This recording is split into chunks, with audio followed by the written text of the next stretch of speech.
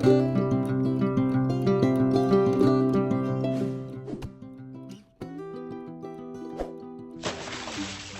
guys, welcome back. I am Jason Salyer, and I'm all about roughing it and toughing it. I'm all about testing yourself, pushing yourself to the limits in lots of different environments, lots of different climates with minimal gear.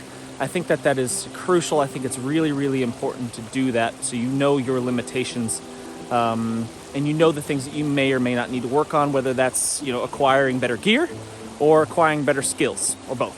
But with that said, there's something about getting a really, really good quality night's sleep that makes the next day just so much better. If you're miserable and shivering all night because all you packed was the absolute minimum, you're not going to be working at 100%, and that's a fact.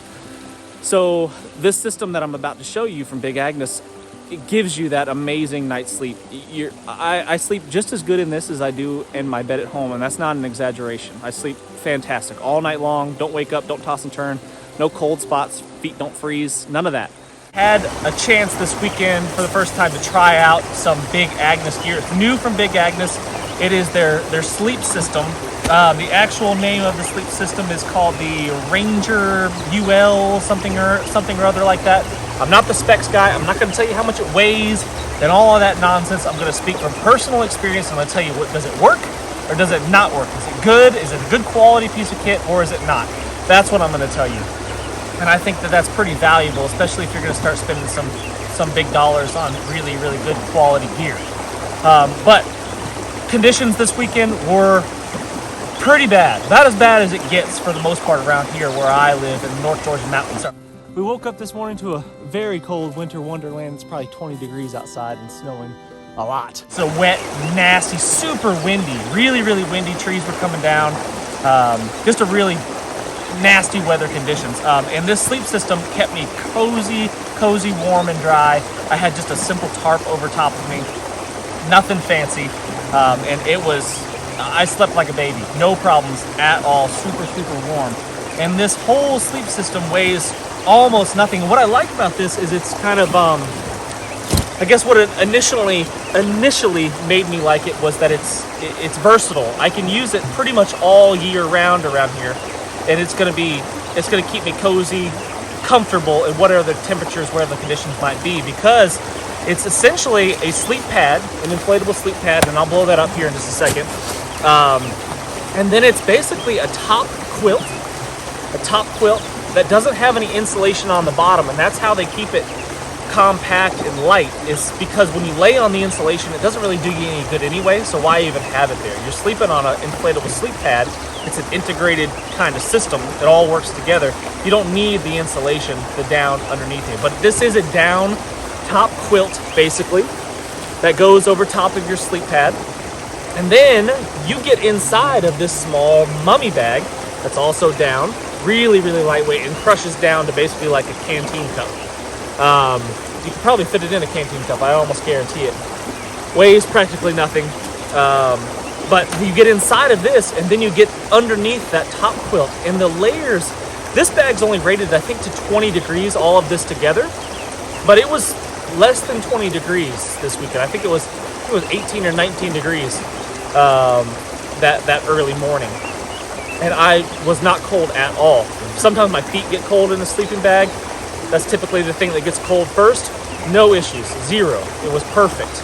I'm not a gear guy. Like, I don't get obsessed about the latest and greatest and this gear versus that gear and what's that knife made out of, the special steels. I don't care about that crap. Does the thing work or does the thing not work? And I'm telling you right now that this sleep system, the Ranger sleep system from Big Agnes, is awesome.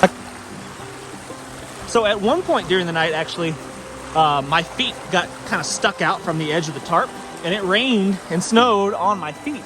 But this sleeping bag, not only is the down treated with something that keeps it fairly water resistant, the down doesn't absorb. That's the problem with the down sleeping bag, is typically if it gets wet, it stays wet for a really, really long time. But this down has been treated with some sort of proprietary blend that keeps the down from absorbing any water, which is amazing. And then the outer shell, which is crazy thin and really light, but also pretty durable from what I've seen so far. It just doesn't soak up to the water. It just rolls off of it like off a duck's back. Pretty cool, right? But the setup is really, really easy. This is how you deflate it. You just pop that, and it just deflates really, really fast. There's no, you don't really have to push the air out per se. It just falls out. And then it just snaps back in really, really easily. And then the inlet, it has a valve. Pops in like that. And then all you do is open up the bag all the way, like that. Just let it fill full of air, close up the top, and roll it down. And it takes about 10 of these in my experience. 10 of these to inflate your sleep pad all the way. I was sleeping on frozen, hard, cold ground, kind of like I'm on right now, and you don't feel it at all. You're completely insulated from it. I'm about 5'10", I weigh 180-ish pounds, something like that, and this one is the 20 by 72 size, and it fits me perfect.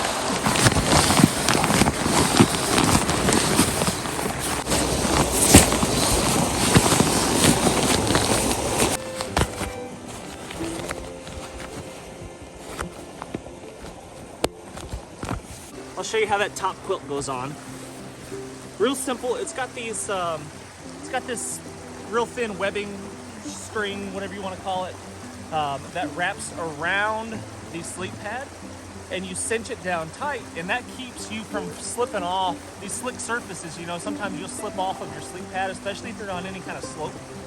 But if you use this the way it's designed, and you wrap this around your sleep pad, I'll show you. Kind of like this, you don't fall off of the pad in the middle of the night and wake up freezing. So it just slips over like that. Get it kind of centered up, like so, and then you just pull the drawstring tight, cinch it down, and this top quilt here stays right on top. It's got a zipper on the side. They'll let you get in and out of it really, really easily. And if the weather was warm, like I said before, the whole system, all of it together, equals a 20-degree bag, right? But it tells you right here on the side, which I thought was kind of nice. Make sure you can see that. There we go. So this is the Lost Ranger UL 3-in-1 20-degree Fahrenheit bag. If you want to just use the top quilt, it's rated to 50 degrees, which I think would be more than comfortable at 50 degrees. You might even have to unzip it and ventilate a little bit.